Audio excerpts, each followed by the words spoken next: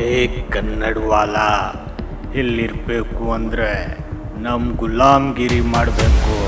ಕನ್ನಡ ಅಲ್ಲ ಕಣೋ, ಕನ್ನಡ ಅಂತ ಹೇಳು. ನನ್ನ ಪ್ರಾಣ ಹೋದ್ರೂ ಸರಿ, ನಾವು ನಿಮ್ ಗುಲಾಮ್ಗಿರಿ ಮಾಡಲ್ಲ ಕಣೋ. ಇದರ ಪರಿಣಾಮ ತುಂಬ ಭಯಂಕರವಾಗಿರುತ್ತೆ. ಕನ್ನಡಿಗರು ಕಾಲಿಟ್ರೆ ನಿನ್ನ ಸಾವು ಖಚಿತ.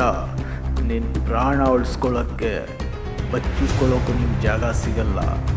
ಮಾರೋರೇ ಹರಾಮಿಕು. ಅಯ್ಯೋ ಬೇಡ ಕಟ್ರಪ್ಪ, ಹೊಡಿಬೇಡಿ, ದಯವಿಟ್ಟು ಬಿಡ್ಬಿಡ್ರಪ್ಪ. ಈ ಚಿತ್ರಹಿಂಸೆಯಿಂದ ಕಾಪಾಡೋ ಯಾರು ಇಲ್ವಾ? ಇದ್ದಾರೆ ಸರ್. ಅಂಥವ್ರು ಯಾರಿದ್ದಾರ್ರಿ? ಯಾರನ್ನ ಕಂಡ್ರೆ ಜನಗಳು ಕೈ ಎತ್ತಿ ಮುಗಿತಾರೋ ಅವರು ಉಸಿರು ಬಿಟ್ರೆ ಸಾಕು, ಜನಗಳು ಸಿಳ್ಳೆ ಹೊಡೆದಿ ಹುಚ್ಚೆದ್ದು ಕುಣಿತಾರೆ. ಅವರೇ ಸರ್ ಪಾಂಡವರು.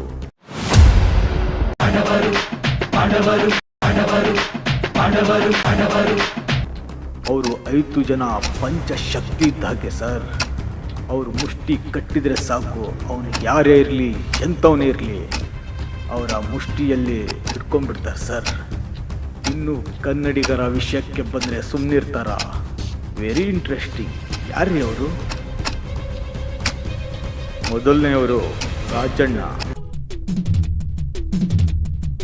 ಬಂಗಾರದ ಮನುಷ್ಯ. ಅಭಿಮಾನಿಗಳು ಪ್ರೀತಿಯಿಂದ ಅಣ್ಣವರು ಅಂತಾರೆ. ಎರಡನೇವರು ಶಂಕರಣ್ಣ, ಕರಾಟೆ ಕಿಂಗ್. ಆಡ್ಸೋಡ್ಸೋರು ಪ್ರತಿಯೊಬ್ಬರು ಅವರ ಆಟೋಗಳಿಗೆ ಅವರ ಫೋಟೋ ಹಚ್ಚಿ ಪೂಜೆ ಮಾಡ್ತಾರೆ ಸರ್.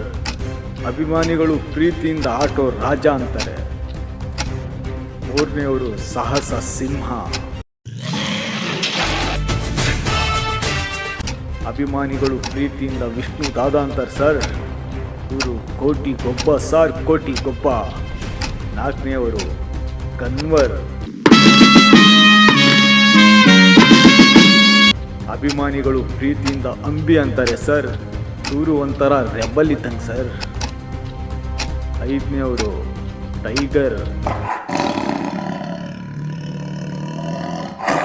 ಅಭಿಮಾನಿಗಳು ಇವರನ್ನ ಪ್ರೀತಿಯಿಂದ ಕಲಿಯುಗದ ಭೀಮ ಅಂತಾರೆ ಸರ್.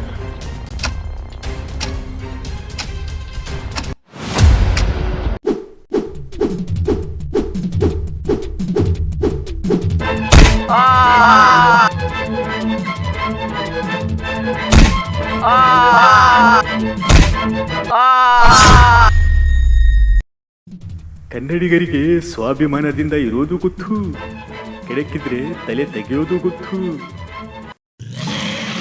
ಈ ಕೈ ಕರ್ನಾಟಕದ ಆಸ್ತಿ. ಮುಷ್ಟಿ ಮಾಡಿ ಹೊಡೆತ ಅಂದ್ರೆ ಆ ವ್ಯಕ್ತಿ ಚರಿತ್ರೆಯಲ್ಲಿ ಮತ್ತೆ ಎಬ್ಬರೋಕ್ ಸಾಧ್ಯನೇ ಇಲ್ಲ. ಸತ್ಯವಾದ ಮಕ್ಕನೇ, ಕೈಯತ್ತಾಗಿ ಬದುಕೋದನ್ನ ಕಲೆ. ಅದನ್ನ ಬಿಟ್ಟು ಕನ್ನಡಿಗರ ವಿಷಯಕ್ಕೆ ಬಂದ್ರೆ ಅನ್ನ ನೀರು ಸಿಗದೇ ಇರೋ ಜಾಗಕ್ಕೆ ಪಾರ್ಸಲ್ ಮಾಡಿಬಿಡ್ತೇನೆ. ಗೊತ್ತೇ ಕನ್ವರ್ ನಹೇ ಕನ್ನಡಿಗ ಬೋಲ್.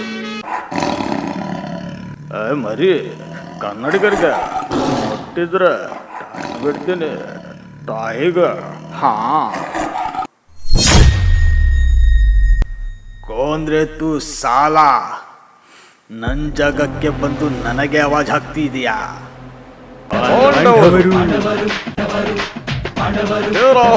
ಕನ್ನಡ